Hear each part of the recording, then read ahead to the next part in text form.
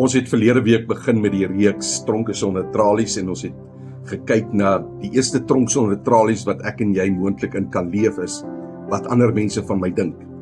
Vanaand kyk ons na 'n ander tronk sonder tralies en ek is van mening dat dit die tronk is wat my en jou as Christen die meeste terughou, die meeste Christene terughou van dit wat God vir my en vir jou beplan, wat hy oor ons droom, oor ons roeping in ons lewe.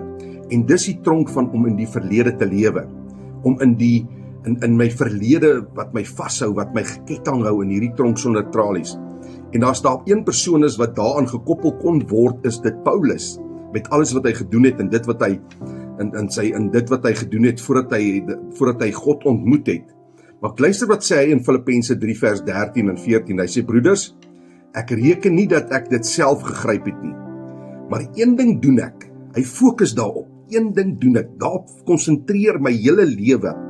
Ek vergeet die dinge wat agter is en strek my uit na wat voor is en jaag na die doel om die prys te verkry van die hoë roeping van God in Christus Jesus. Hy vergeet van dit wat agter is. Kan ons dit regtig heeltemal vergeet? Nee, seker nie, maar dit het nie invloed op my geestelike lewe nie. Dit hou my nie terug om dit te doen wat God van my van jou verwag nie. En ek is van mening, soos ek gesê het, dat dit een van die grootste tronke is onder tralies, wat ons as Christene, kinders van die Here terughou, is hierdie staaltronk van om in my verlede wat my vashou in hierdie tronk. En weet jy wat, baie mense is fisies vry. Ons is vry van dit wat ons terughou, maar van hierdie verlede kom ons baie moeilik vry. Dit wat ons geestelik gevange hou, is ons verlede. Dit wat ek gedoen het, die guilt en shame wat daarmee saamgaan, sonde, mislukking, seerkry, foute, teleurstellings. En die vyand wil hê dat ons moet glo dat ons verlede ons toekoms bepaal, en dit is glad nie so nie. God sê dat jou verlede nie jou bestemming hoef te bepaal nie. God wil hê jy moet nie in die verlede leef nie. Want Jesaja 43 sê die volgende, sê die Godspraak, moenie aan die vorige dinge dink nie. Want hy sê, kyk, maak oop jou oë, let op, ek gaan iets niets maak met jou lewe. En God sê, jy moet nie jou oë vaspen op dit wat was nie. Want daar's iets nuut wat gaan kom, daar's iets mooi wat gaan kom, daar's iets beter wat gaan kom. En jy kan nie vorentoe beweeg as jy gedurig agtertoe kyk nie, want dan verloor jy jou fokus, jy verloor jou doel, en jy kom nie by jou dit wat God vir jou bepaal nie. Weet jy hoekom? Want Christus het reeds jou verlede vergewe. Hy het dit reeds weggewas. 2 Korintiërs 5 sê, daarom as iemand in Christus is hy 'n nuwe skepsel. Die ou ding het verbygegaan, kyk, dit het alles nuut geword.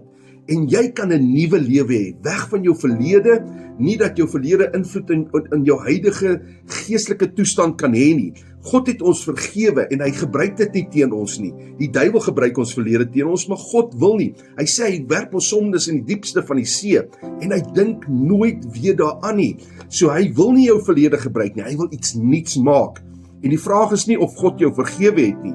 Die vraag is of jy bereid is om te leef soos iemand wat vergewe is. As jy met opregtheid na God gegaan het en sê, Here, vergewe my vir my sondige verlewe, sê die woord, hy doen dit, hy werk dit in die diepste van die see. En weet jy wat? Jou verlede hoef nie jou toekoms te bepaal nie. Romeine 8 vers 1 sê die volgende, daar is dan nou geen veroordeling vir die wat in Christus Jesus is nie. Dit Satan herinner my en jou aan ons verlede, maar Jesus laat ons fokus op dit wat voor lê. Sy genade is daar, en herinner ons aan sy genade wat my en jou vry maak. En hoe verander ons hierdie tronk? Hoe kom ons uit hierdie tronk sonder tralies van die verlede? En dan kom Romeine 12 vers 2 en hy sê, ons moet ons denke verander. Ons denke moet vernuwe word. Dit wat God gesê het, ons moet iets nuuts maak, word verander deur die vernuwing van julle gemoed, the renewal of the mind. Ware verandering begin nie by omstandighede nie, maar in jou gedagtes, in jou kop. Wanneer jy God se waarheid glo, eerder as jou verlede, begin jou lewe verander. Dis wat die sleutel is, wat vir ons hierdie tronk deur kan oopsluit. En hoe gaan ons dit prakties toepas? Jy los jou skuldgevoel by die kruis, want die duiwel kom met die guilt en die shame, en Hy sit dit op ons neer soos 'n las en ons moet dit net by die kruis gaan los. Ons moet glo dat God ons vergewe het. Hou op om my en jou identiteit in die verlede te soek. Aanvaar God se vergifnis. Fokus op die nuwe pad wat God vir jou oopmaak.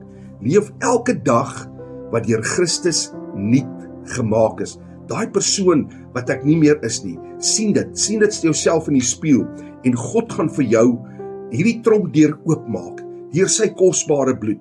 En baie mense sit nog daarso en God het so amazing ding vir jou in stoor, so amazing toekoms, 'n hoopvolle toekoms. En Jesus het die sleutel met sy bloed betaal om vir jou vryheid te gee. Maak hierdie deur oop, deur elke dag net vir jouself te sê, I'm a new creation, I'm a brand new man. En jy gaan sien wat God vir jou gaan doen as jy uit hierdie tronk uit kan beweeg.